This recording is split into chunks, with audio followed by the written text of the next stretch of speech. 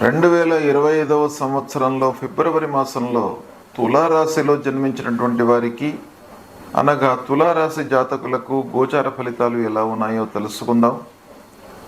తులారాశి వారికి ఈ ఫిబ్రవరి మాసంలో గ్రహస్థితి ముఖ్యంగా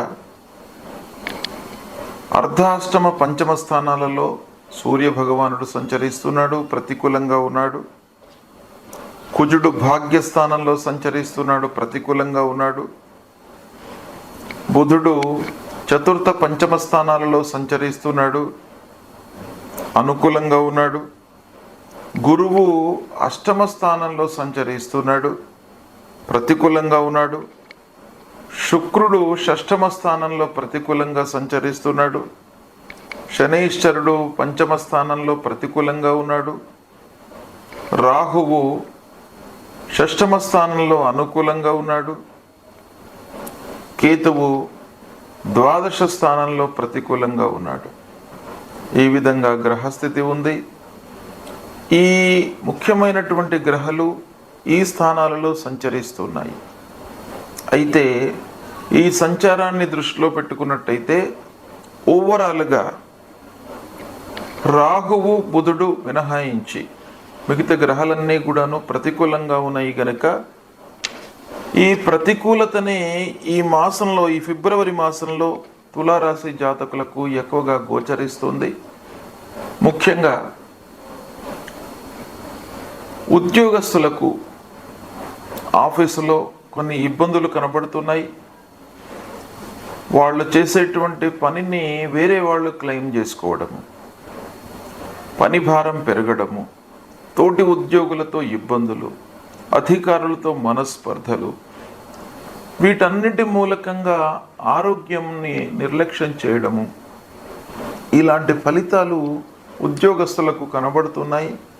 కనుక ఈ మాసంలో ఉద్యోగస్తులు మట్టుకు జాగ్రత్తగా వ్యవహరించాలి. ప్రతి విషయంలోనూ ఆచితూచి నిర్ణయాలు తీసుకోవడం చాలా మంచిది. ఇక వ్యాపారస్తులు ఈ మాసంలో చేతిలో ఉన్నటువంటి వ్యాపారానికి ఇబ్బంది లేదు.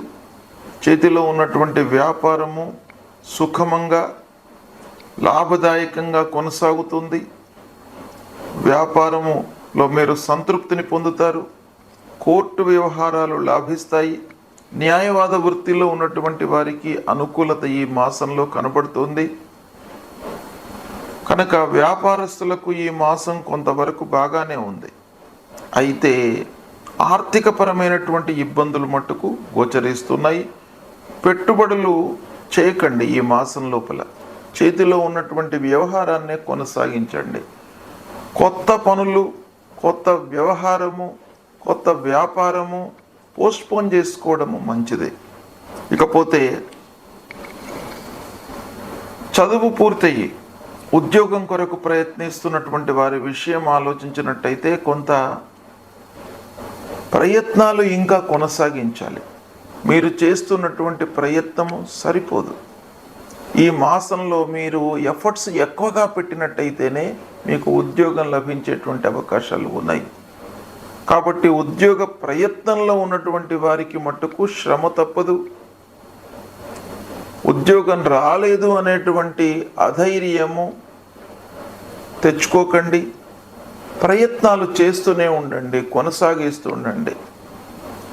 ఇక విద్యార్థులు చదువు కొరకై కాంపిటేటివ్ ఎగ్జామ్స్ కొరకు ప్రిపేర్ అవుతున్నటువంటి వాళ్ళు, మంచి సంస్థలలో ప్రవేశం కొరకై ప్రయత్నిస్తున్నటువంటి వాళ్ళు, విదేశీ ప్రయాణము చదువు నిమిత్తమై వెళ్ళాలి అనుకునేటువంటి వాళ్ళు, వీళ్ళందరూ కూడాను ఏకాగ్రతతో పనులు చేయాలి. అంటే మీరు మనస్సు నిలిపి ఈ ప్రయత్నాలు చేసినట్టయితేనే మీకు సత్ఫలితాలు కలుగుతాయి. ప్రయత్నం లేకుండా గుడ్డిగా మీరు వ్యవహరించినట్టయితే మీరు అనుకున్నవి మీకు లభించవు, విభిన్నంగా ఫలితాలు ఉంటాయి. కనుక ఉద్యోగ ప్రయత్నంలో ఉన్నటువంటి వారు, చదువులో కొరకై ప్రయత్నాలు చేస్తున్నటువంటి వాళ్ళు మట్టుకు కొంత జాగ్రత్తగా ఉండాలి. ప్రారంభించినటువంటి పనుల్లో ఆలస్యము ఆటంకాలు గోచరిస్తున్నాయి. ఇక వివాహం కొరకై ప్రయత్నాలు చేస్తున్నటువంటి వారికి బంధువర్గం యొక్క సహాయ సహకారాలు లభిస్తాయి. పిల్లల వివాహము, వారికి కావలసినటువంటి మంచి సంబంధాలు చూడడం లోపల బంధువుల యొక్క సహాయ సహకారాలు మీకు అందే అవకాశాలు ఉన్నాయి. అయితే ఈ ప్రయత్నం లోపల మీరు ఇంకా ఎఫర్ట్స్ ఎక్కువగా పెట్టవలసినటువంటి అవసరం కనబడుతుంది. ఇంటి వాతావరణము అనవసరమైనటువంటి చర్చల ద్వారా కొంత గందరగోళంగా ఉండేటువంటి అవకాశాలు కనబడుతున్నాయి కనుక మీరు అయినంత మట్టుకు అనవసరమైనటువంటి చర్చలకు తావివ్వకుండా భార్యాభర్తలు కానివ్వండి, పిల్లల విషయంలో కానివ్వండి, కుటుంబ పెద్దల విషయంలో కానివ్వండి, మీరు కొంత జాగ్రత్తగా ఎంత అవసరమో అంతవరకే చర్చించండి. అనవసరమైనటువంటి విషయాలన్నీ కూడాను ముందు పెట్టుకొని వాటి గురించి మీరు ఆలోచించి చర్చించినట్టయితే లాభము ఉండకుండా ప్రతికూలతనే ఎక్కువగా ఉండేటువంటి అవకాశాలు గోచరిస్తున్నాయి. ఆర్థికపరమైనటువంటి సమస్యల మూలకంగా కొన్ని పనులు మీరు పోస్ట్పోన్ చేసుకోవాల్సినటువంటి ఆగత్యం ఏర్పడుతుంది. ఆ ఆర్థికపరమైనటువంటి ఇబ్బందుల మూలకంగా పిల్లల చదివే కానివ్వండి, వాళ్ళ యొక్క ఉద్యోగ ప్రయత్నాల విషయంలోనే కానివ్వండి, ప్రాపర్టీస్ కొనడం పైన, ఇలాంటి అన్ని విషయాలపైన మీకు ఆదాయము, ఆర్థిక స్థితి ప్రభావాన్ని చూపిస్తుంది. కాబట్టి మీరు అనవసరమైనటువంటి ఖర్చులకు లోను కాకుండా అనవసరమైనటువంటి ఖర్చులను నియంత్రించుకుంటూ ఆదాయ మార్గాలను మీరు అన్వేషిస్తూ ముందుకు వెళ్ళినట్టయితే మీకు కొంత లాభము చేకూరేటువంటి అవకాశాలు ఉన్నాయి. ఇకపోతే తీర్థయాత్రలు, విహారయాత్రలు ఇలాంటివి చేయడంపై మనస్సు నిలుపుతారు. వాటి మూలకంగా కొంత మీకు స్వాంతన లభిస్తుంది.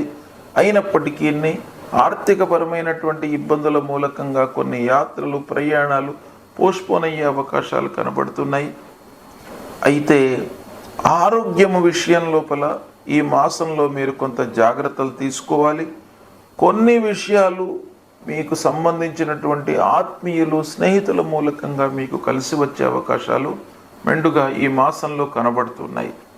ఈ విధంగా ఫలితాలు ఉన్నాయి. అయితే ఓవరాల్గా మనం చూసినట్టయితే గ్రహస్థితి మూలకంగా మీకు ప్రతికూల ఫలితాలే ఎక్కువగా కనబడుతున్నాయి.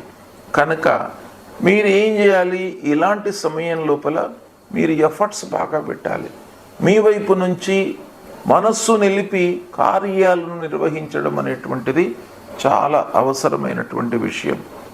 కాబట్టి ఇది చేసినట్టయితే మీరు కొన్ని సమస్యలను అధిగమించేటువంటి అవకాశం బాగా కనబడుతుంది. ఇక ఆరోగ్యపై మనస్సు మట్టుకు తప్పకుండా ఈ మాసంలో నిలపాలి. కార్యభారం పెరుగుతుంది, బాధ్యతలు పెరుగుతాయి. వీటన్నిటి మూలకంగా కొన్ని విషయాల లోపల మీరు నిర్లక్ష్యం వహించేటువంటి అవకాశం కనబడుతుంది. కనుక ఆరోగ్యాన్ని మీరు చాలా జాగ్రత్తగా గమనిస్తూ దానికి తగినటువంటి నిర్ణయాలు, తగినటువంటి ఔషధ సేవనే కానివ్వండి, ఆహార నియమాలను పాటించడం కానీ ఇలాంటివి తప్పకుండా ఈ మాసంలో చేయాలి. ఇకపోతే ఈ తులారాశి వారికి ఫిబ్రవరి మాసంలో ఏ గ్రహాలు బాగా లేవు అనేటువంటి విషయాన్ని మనం చూసినట్టయితే ముఖ్యంగా అష్టమ స్థానం లోపల బృహస్పతి సంచరిస్తున్నాడు. అష్టమ స్థానం ప్రబల అరిష్టమైనటువంటి స్థానం గనుక ఆకస్మికమైనటువంటి ఇబ్బందులు, అనారోగ్య సమస్యలు, పనుల లోపల ఆలస్యము, ఆటంకాలు, ఎన్నో విషయాలపై ప్రభావాన్ని చూపించేటువంటి అవకాశాలు ఉంటాయి. కనుక బృహస్పతిని ప్రసన్నం చేసుకోవడానికి ప్రతినిత్యం కూడాను దేవానాంచ ఋషీణాంచ గురుంకాంచన సన్నిభం వందనీయం త్రిలోకానాం తం నమామి బృహస్పతిం అనేటువంటి మూలమంత్రాన్ని ప్రతినిత్యం కూడాను మీరు పఠించండి. దేవతా గురుభక్తిని పెంచుకోండి. దైవ కార్యాలపై మనస్సు నిలపండి. దేవ దర్శనము, ఆధ్యాత్మికవేత్తల యొక్క దర్శనము, గురు సందర్శనము, వీటి మూలకంగా మీకు గురువు యొక్క అనుకూలత మీకు చేకూరుతుంది. ఇక శని పంచమ స్థానంలో ప్రతికూలంగా ఉన్నాడు. శని ఇండైరెక్ట్గా అన్ని విషయాలపై మనకు ప్రభావాన్ని చూపిస్తాడు. కాబట్టి ప్రతినిత్యం కూడాను నవగ్రహ స్తోత్ర పారాయణం చేసుకోండి. ఇక హనుమాన్ చాలీసా పారాయణం చేయండి. హనుమాన్ చాలీసా పారాయణం చేయడం మూలకంగా మీకు ఇబ్బందులు లేకుండా ఉంటాయి. ముఖ్యంగా ఆరోగ్యం కొరకై సూర్య భగవానుడిని ప్రార్థించండి. సూర్య భగవానుడికి నమస్కారం చేసుకోండి. ప్రతినిత్యం కూడాను సూర్యుడికి సంబంధించినటువంటి మూలమంత్రం జపా కుసుమ సంకాశం కాశ్యపేయం మహద్యుతిం తమోరిం సర్వపాపఘ్నం ప్రణతోస్మి దివాకరం అనేటువంటి మూలమంత్రాన్ని ప్రతినిత్యం కూడాను జపించుకోండి. సూర్య భగవానుడి యొక్క అనుగ్రహం లభిస్తుంది. శారీరక మానసిక ఇబ్బందులు లేకుండా ఉంటాయి. ఇక ఇంటి వాతావరణం సుఖమయంగా ఉండడానికి, భార్య పిల్లలు కుటుంబ పెద్దలతో అందరితో కూడాను సఖ్యతతో ఉండడానికి అమ్మవారిని పూజించండి.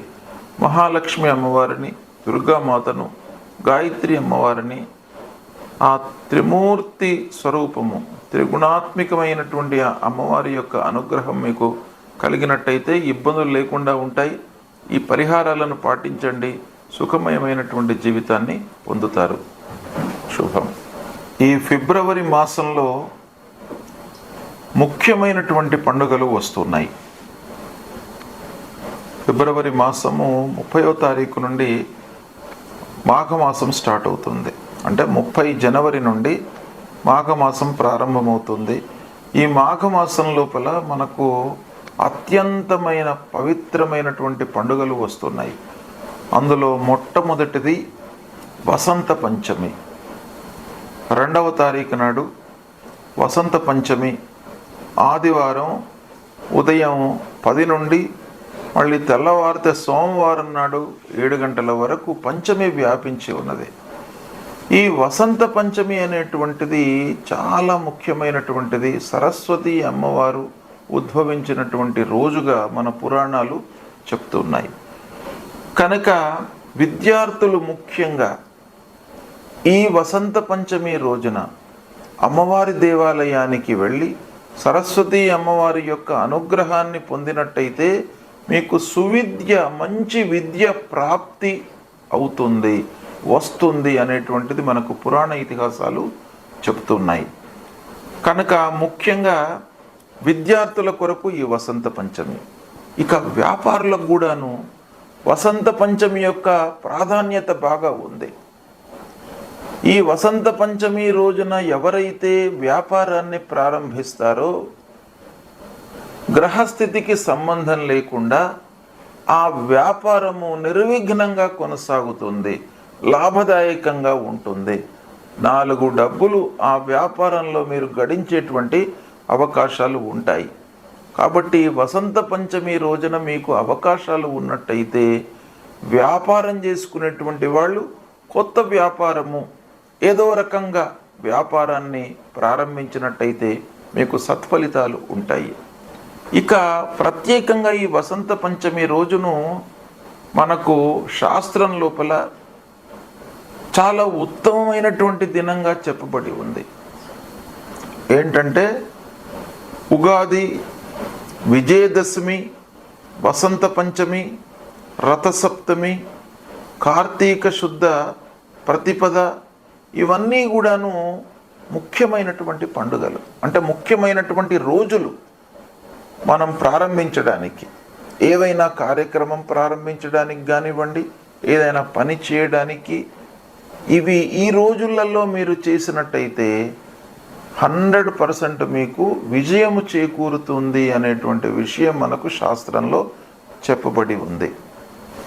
ఇలా వసంత పంచమి విద్యార్థులకే కాకుండా, వ్యాపారస్తులకే కాకుండా ప్రతి మనిషికి కూడాను మంచి పర్వకాలంగా మనకు శాస్త్రము చెప్పింది. కాబట్టి ఈ వసంత పంచమి రోజును మీరు ఉపయోగించుకోండి. అందరూ కూడాను ఈ వసంత పంచమి రోజున అమ్మవారి అనుగ్రహంతో అమ్మవారి దేవాలయానికి వెళ్ళి అమ్మవారి యొక్క అనుగ్రహాన్ని పొంది మీరు కార్యక్రమాలు ప్రారంభించినట్టయితే మీ అందరికీ కూడాను విజయం చేకూరుతుంది. ఇక రెండవ ముఖ్యమైనటువంటి పండుగ ఈ ఫిబ్రవరి మాసంలో వస్తున్నటువంటిది రథసప్తమి. రథసప్తమి రోజున సూర్య భగవానుణ్ణి మనం పూజించాలి. ఆ రథసప్తమి రోజున ఎవరైతే ఆ సూర్య భగవానుణ్ణి పూజిస్తారో వారికి ఈ సంవత్సరం పొడుగు మొత్తం కూడాను ఆయురారోగ్య ఐశ్వర్యాలన్నీ కూడాను కలుగుతాయి. అంటే ఆరోగ్యము చాలా బాగా ఉంటుంది, నిరాటంకంగా జీవితం కొనసాగుతుంది ఆ సూర్య భగవానుడి యొక్క అనుగ్రహం మూలకంగా. దాని తర్వాత మళ్ళీ వచ్చేటువంటిది భీష్మ ఏకాదశి. భీష్మ ఏకాదశి కూడాను చాలా ముఖ్యమైనటువంటి పర్వకాలం. భీష్మ పితామహుణ్ణి ఉద్దేశించి ఆ ఏకాదశి రోజున ఉపవాసం చేసుకున్నట్టయితే మీకు అత్యంత శుభప్రదమైనటువంటి ఫలితాలు, అక్షయమైనటువంటి పుణ్యఫలం లభిస్తుంది. దాని తర్వాత మాఘ పౌర్ణిమ. మాఘ పౌర్ణిమ కూడాను అత్యంత పవిత్రమైనటువంటి రోజు ఈ ఫిబ్రవరి మాసంలో వస్తుంది. ఆ రోజున మాఘ పౌర్ణిమ రోజున ఏంటయ్యా విశేషం అంటే స్నానానికి ప్రత్యేకమైనటువంటి దినంగా మనకు శాస్త్రం చెప్పింది. అంటే ఆ మాఘ పౌర్ణిమ రోజున ఉదయం పూటనే స్నానం చేసుకోవాలి. 12వ తారీఖు నాడు వస్తుంది మాఘ పౌర్ణిమ. ఆ రోజున ఉదయం 5:30 నుండి 7:30 మధ్య కాలం లోపల సూర్యోదయాత్ పూర్వము సూర్యోదయాత్ కించిత్ పరం ఈ కాలం లోపల మీరు స్నానం ఆచరించినట్టయితే అక్షయ పుణ్యఫలము లభిస్తుంది. మీరు చేసినటువంటి పాపాలన్నీ కూడాను దూరం అవుతాయి. కొన్ని విషయాలలో మనకు తెలియకుండా మనం కొన్ని తప్పులు చేస్తాం. అలాంటి తెలియకుండా చేసేటువంటి తప్పులన్నీ కూడాను ఆ ఉదయం పూట మనం చేసేటువంటి స్నానం మూలకంగా పరిహారం అవుతుంది. దాని తర్వాత మళ్ళీ మహాశివరాత్రి 26వ తారీఖు నాడు మహాశివరాత్రి పర్వకాలం ఈ ఫిబ్రవరి మాసంలో వస్తుంది. మహాశివరాత్రికి ప్రత్యేకమైనటువంటి ప్రాధాన్యత ఉన్నది. మహాశివరాత్రి రోజున ఆ భగవంతుడు పరమేశ్వరుడు లింగస్వరూపంలో ఉద్భవించాడు అనేటువంటిది మనకు శాస్త్రం చెప్తోంది. అంటే లింగాకారంలో ఆవిర్భవించినటువంటి దినం మహాశివరాత్రి. కాబట్టి ఆ మహాశివరాత్రి రోజున కూడాను ఆ శివుణ్ణి అభిషేకించినట్టయితే మీకు అక్షయమైనటువంటి పుణ్యం కలుగుతుంది, అపమృత్యు దోషాలు దూరం అవుతాయి. కాబట్టి ఈ అన్ని ఫిబ్రవరి మాసంలో ముఖ్యమైనటువంటి పండుగలు వస్తున్నాయి కనుక వీటిని దృష్టిలో పెట్టుకొని ఆ పండుగలకు మనకు శాస్త్రంలో చెప్పినటువంటి ప్రాధాన్యతని దృష్టిలో పెట్టుకొని మీరు ఆచరించినట్టయితే సత్ఫలితాలను పొందుతారు, ఉత్తమ గతిని పొందుతారు అనేటువంటి విషయం మనకు శాస్త్రం చెప్పింది కనుక ఆచరించండి, శుభ ఫలితాలను పొందుతారు.